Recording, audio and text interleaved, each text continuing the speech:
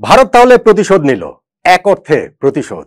2023 one day বিশ্বকাপ ফাইনালে পরাজয়ের প্রতিশোধ 2025 চ্যাম্পিয়ন্স ট্রফির সেমিফাইনাল জয়ের মাধ্যমে হলো সেই অস্ট্রেলিয়ার বিপক্ষে। যেই ম্যাচটা হলো দুবাইতে, খুবই এক্সাইটিং একটা ক্রিকেট ম্যাচ হয়েছে। আমি জানি না যে আপনারা কতটা উপভোগ করেছেন, কিন্তু আমার কাছে এইবারে চ্যাম্পিয়ন্স ট্রফির এটা বেস্ট ম্যাচ মনে হয়। যদিও এন্ড রেজাল্টে গিয়ে দেখবেন যে ভারত 4 উইকেটে জিতেছে, ভারত 11 বল হাতে রেখে জিতেছে, ভারত তাদের চেইজের পুরোটা সময় মোরলেস কন্ট্রোলের মধ্যে ছিল। কিন্তু তারপরেও ভাই, যেই ওয়ানডে ক্রিকেটটা হয়েছে সেইটা আমার কাছে 50 ওভারের ফরম্যাটের একটা বড় বিজ্ঞাপন বলে মনে হয়।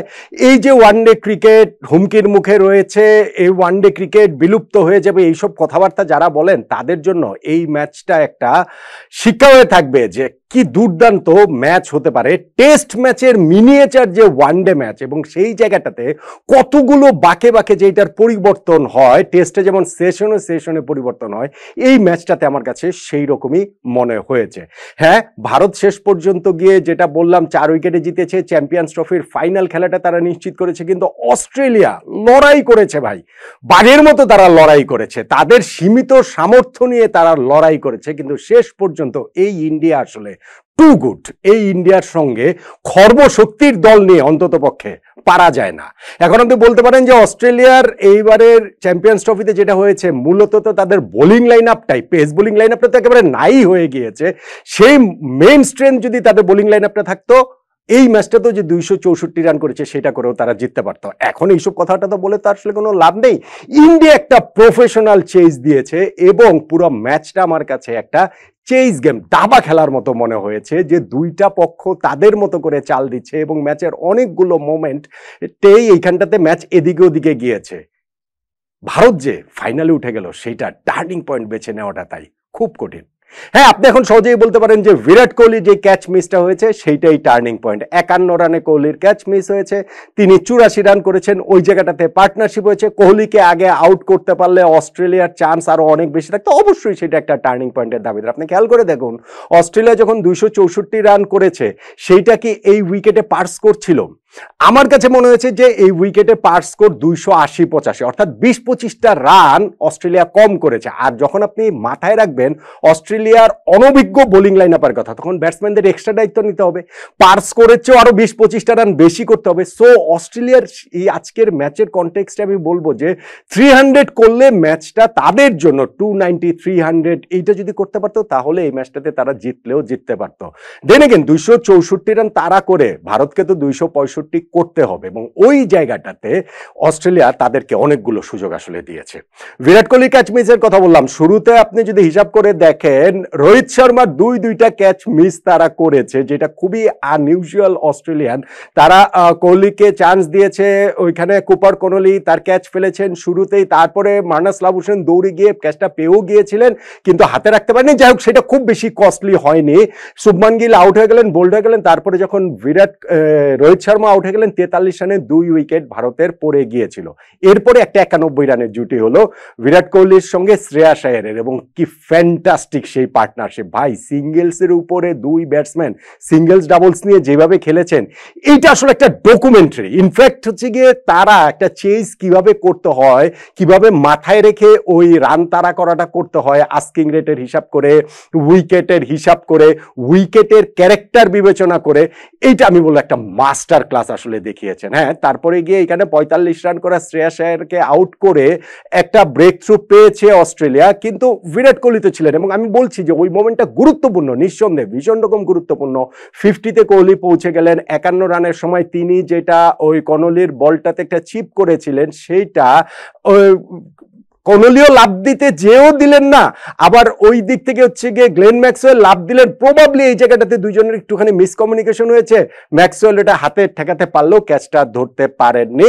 যেটা ইন্ডিয়া করেছে, ওই সময় তারা আরো 2টা পার্টনারশিপ করে ফেলেছে। অক্ষর প্যাটেলকে এখন তো ভাই পুরো দস্তুর 5 নম্বর ব্যাটসম্যানই বলতে হবে। বিরাট কোহলির সঙ্গে ওই জায়গাটাতে আরো একটা তার পার্টনারশিপ হয়ে গেল 40 অড রানের। তিনি যখন আউট হয়ে গেলেন, কে এল রাহুল এলেন, এবং সেইখানটাতে আরো একটা 40 অড রানের পার্টনারশিপ হলো, এবং মনে হচ্ছিল যে বিরাট কোহলির সেঞ্চুরি করবেন, ইন্ডিয়া ম্যাচ জিতবে, কোহলি নট আউট থাকবেন। যেইটা রান চেজের মাস্টার কোহলির ক্ষেত্রে দেখা যায়, সেইটাই যে হয়নি একমাত্র আক্ষেপ এইটাই থাকতে পারে ভারতীয়দের যে কোহলি আসলে সেঞ্চুরিটা পেলেন না। স্পেশালি যখন কেএল রাহুল ওই ওভারেই একটা ছক্কা মারলেন অ্যাডাম জাম্পাকে, তারপরে কোহলি ওই একটা বিগ শট খেলার চেষ্টা করতে গিয়ে তিনি মিড উইকেটে খেলার চেষ্টা করেছিলেন, লং অনে চলে গিয়েছে, 84 রান করা বিরাট কোহলি 98 বলে তিনি আউট হয়ে গেলেন। কিন্তু তখন জয়ের জন্য 40 মানে ওইখানটাতে হচ্ছে গিয়ে লাগে কত 40 বলে 45 এরকম একটা রান লাগে, ওইটা আর খুব কঠিন ভারতের জন্য ছিল না। ইনফ্যাক্ট হার্দিক পান্ডিয়া এসে সেটাকে আরো সহজ করে তোলেন। যখন ধরেন 20 বলে 24 রান লাগবে তখন অ্যাডাম জাম্পাকে পরপর দুইটা ছক্কা মেরে দিলেন তিনি, অল অফ এ সাডেন হয়ে গেল শেষ 3 ওভারে 12 রান লাগে, আরো একটা ছক্কা তিনি মেরেছিলেন এবং শেষ পর্যন্ত গিয়ে তিনি 24 বলে 28 রানের একটা ক্যামিও হার্দিক পান্ডিয়া খুব ভালো একটা নক খেলেছেন, যেটা আসলে খুবই প্রত্যাশিত। এবং শেষে গিয়ে ছক্কায় কেএল রাহুল ম্যাচ শেষ করলেন 42 রানে, তিনিও আসলে নট আউট ছিলেন। দারুণ একটা প্রফেশনাল চেজ ভারতের এই জায়গা থেকে হলো। এখন এই ইনিংসের কথা যদি বলেন তাহলে অবশ্যই আপনি এখানে বিরাট কোহলির, আমি রোহিত শর্মাটা যেহেতু অত কস্টলি হয়নি ক্যাচ মিসটা, ওইটার কথা বলছি না, কিন্তু ধরেন ওইখানটাতে কোহলির ক্যাচ মিসটা একটা গুরুত্বপূর্ণ, এবং ইন্ডিয়া যে পার্টনারশিপগুলো বিল্ড করতে পেরেছে স্পেশালি ওই 91 রানের জুটি কোহলি ও শ্রেয়াস আয়ারের, সেইটা খুবই গুরুত্বপূর্ণ। এখন অস্ট্রেলিয়ার পয়েন্ট অফ ভিউ থেকে আমি বললাম যে পার স্কোর 280, তাদের অন্তত পক্ষে তার 24-25 রান বেশি করতে হবে নিজেদের বোলিং লাইন আপের কথা চিন্তা করে। ওই পথে কি তারা আসলে ছিল না? ছিল তো। যেমন ধরেন ভারতও কিন্তু অস্ট্রেলিয়াকে চান্স দিয়েছে, ট্রাভিস হেডকে ভেরি ফার্স্ট মানে প্রথম ডেলিভারি শামিরটা ওয়াইড হলো, তারপরে ওই প্রথম লিগ্যাল ডেলিভারিতেই ট্রাভিস হেড একটা চান্স দিয়েছিলেন মোহাম্মদ শামি, তার রিটার্ন ক্যাচটা হাত ছোঁয়ালেও আসলে সেটা জমিয়ে রাখতে পারেননি। এবং ট্রাভিস হেড যে ভারতের জন্য কি আতঙ্ক সেটা তো সবাই জানি, সেটা 2023 ওয়ানডে ওয়ার্ল্ড কাপের ফাইনাল বলুন কিংবা ধরেন হচ্ছে কি টেস্টেরও বিভিন্ন সময়ের কথা বলুন, সেটা তো রয়েছে। এবং আজকেও সেটা অত কস্টলি হয় কিনা, শেষ পর্যন্ত 39 রান করে তিনি আউট হয়েছেন। কিন্তু দেখেন এই জায়গাতে স্টিভেন স্মিথ ছিলেন, মার্নাস লাবুশন ছিলেন, ট্রাভিস হেড ছিলেন, পার্টনারশিপ কিন্তু তাদের অনেকগুলো হয়েছিল। এখানে স্টিভেন স্মিথ এবং ট্রাভিস হেডের 50 রানের জুটি হলো, মার্নাস লাবুশন স্টিভেন স্মিথ 56 রানের জুটি হলো, স্টিভেন স্মিথের সঙ্গে অ্যালেক্স ক্যারির 54 রানের জুটি হলো।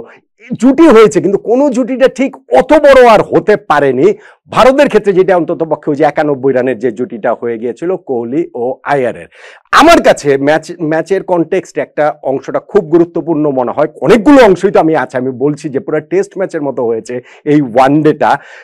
সেটা হচ্ছে গিয়ে যখন স্টিভেন স্মিথ 73 রান করা, তিনি ওই 37 নাম্বার ওভারটাতে তিনি আউট হয়ে গেলেন মোহাম্মদ শামির করা একটা ফুল টস বলে। ওই আউটটা আসলে তাদের জন্য খুব কস্টলি, কেননা স্টিভেন স্মিথ যদি থাকতেন তাহলে রানটা আমার ধারণা 290 প্লাসের দিকে চলে যেত। এবং স্মিথ আউট হওয়ার ঠিক পরের ওভারে গ্লেন ম্যাক্সওয়েলও আসলে আউট হয়ে গেলেন ছক্কা মারার পরের বলটাতেই অক্ষর প্যাটেল বলে। সো এই যে পরপর 2 ওভারে স্মিথ এবং ম্যাক্সওয়েলের আউটটা, এইটা অস্ট্রেলিয়াকে পিছিয়ে দিয়েছে। আবার আপনি চিন্তা করে দেখেন যে যিনি স্কোর করছিলেন ওইখানটাতে একটা খুব ভালো 50 করেছেন অ্যালেক্স ক্যারি, তাকে ওই ফাইন লেগ থেকে ডিরেক্ট থ্রোতে যে রান আউট করে দিলেন শ্রেয়াস আয়ার, সেটাও গুরুত্বপূর্ণ, কেননা ইনিংসের তখনও 17টা বল বাকি ছিল এবং ইনিংসের শেষ পর্যন্ত যদি ক্যারি থাকতো তাহলে স্কোরটা 300 না হোক অন্তত পক্ষে 280 প্লাস 285 ও 90 ওইদিকে কিন্তু চলে যেতে পারতো।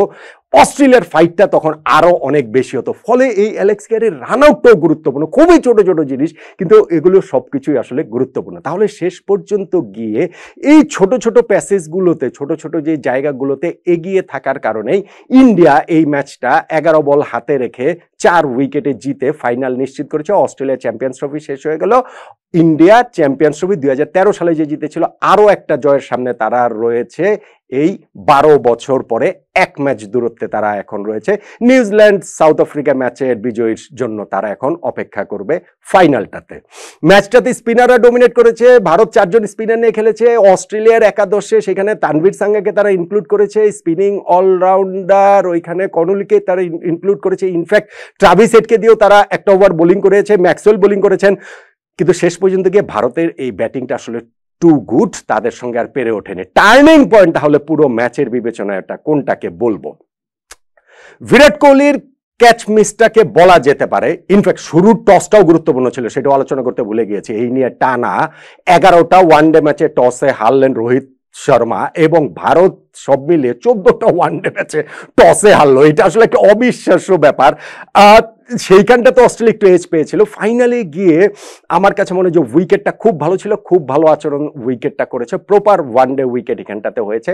আমি টার্নিং পয়েন্টে বিরাট কোহলির ক্যাচ মিসটাকে তার চেয়ে বেশি করে আমার কাছে মনে হয় যে অস্ট্রেলিয়া আসলে যথেষ্ট রান স্কোরবোর্ডে তুলতে পারেনি, এবং সেইখানটাতে মোহাম্মদ শামির ফুলটস বলটাতে যে আউট হয়ে গেলেন স্টিভেন স্মিথ 73 রান করা, এবং ভেরি নেক্সট ওভারটাতে আউট হয়ে গেলেন হচ্ছে গিয়ে গ্লেন ম্যাক্সওয়েল। ওই যে 6 বলের মধ্যে 2টা উইকেট, ওইটা ভারতকে ম্যাচে এগিয়ে দিয়েছে বলে আমার কাছে মনে হয়। শেষ বিচারে গিয়ে এত এত হিসাব করেও এত টার্নিং পয়েন্টের মধ্যেও ওইটা কি আমি টার্নিং পয়েন্ট হিসেবে দেখছি ভারতের ফাইনালে ওঠার ক্ষেত্রে। আপনি আমার সঙ্গে একমত হতে পারেন, কিংবা আরো যে অনেকগুলো কথা বললাম, আরো অনেকগুলো জায়গার কথা বললাম, ওগুলোর কোনোটাকেও টার্নিং পয়েন্ট আপনি বলতে পারেন।